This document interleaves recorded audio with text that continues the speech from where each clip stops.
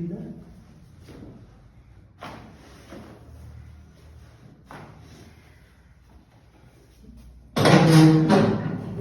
आणि विचारा गेला